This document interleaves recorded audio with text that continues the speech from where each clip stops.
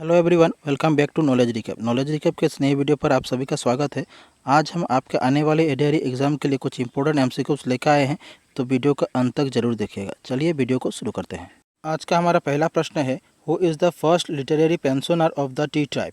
चाय जनजाति का पहला साहित्य पेंशन भोगी कौन है? ए साइमन सिंह होड़, बी संतोष कुमार टोपनो, सी मंगरी ओरावन, डी मेघराज कर्मकार।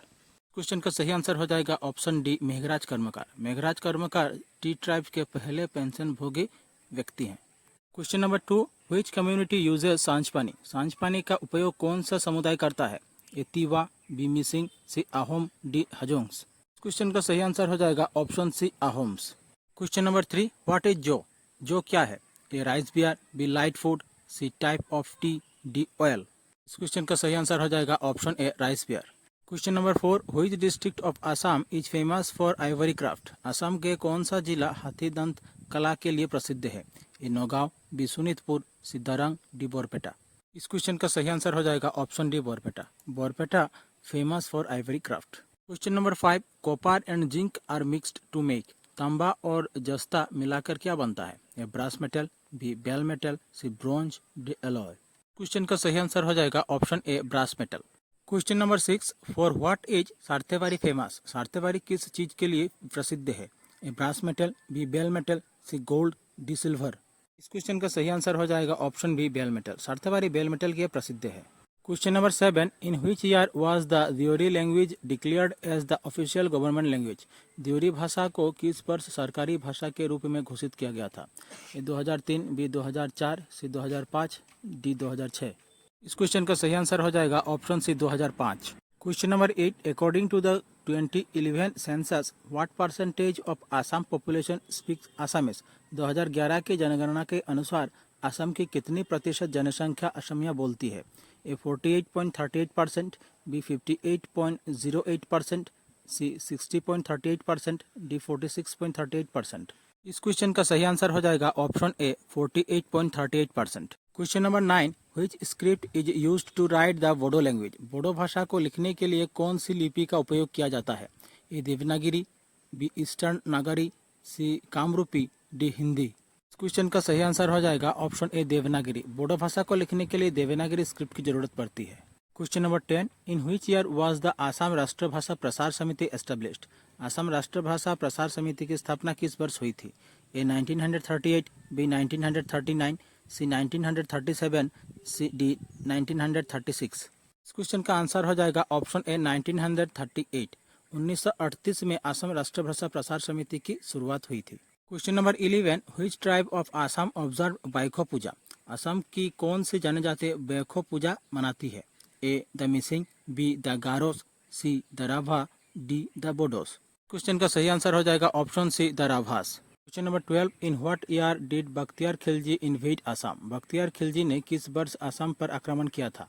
ए 1302 एडी, बी 1206 एडी, सी 1228 एडी, डी 1205 एडी। इस क्वेश्चन का सही आंसर हो जाएगा 1206 एडी। बख्तियार खिलजी ने असम पर आक्रमण 1206 एडी में किया था। Question number 13, what percentage of India's land area is covered by Assam? Bharat के भूमि क्षेत्र का कितना प्रतिशत असम में है? ए 2.4%, बी 2.5%, सी 3.4%, डी 2.5%। इस क्वेश्चन का सही आंसर हो जाएगा option A, 2.4%। Question number 14, how many times did the Mughal attack Assam? मुगलों ने असम पर कितनी बार आक्रमण किया? ए 12 टाइम्स, बी 15 टाइम्स, सी 20 टाइम्स, डी 17 टाइम्स। इस क्वेश्चन का सही आंसर हो जाएगा ऑप्शन डी, 17 टाइम्स।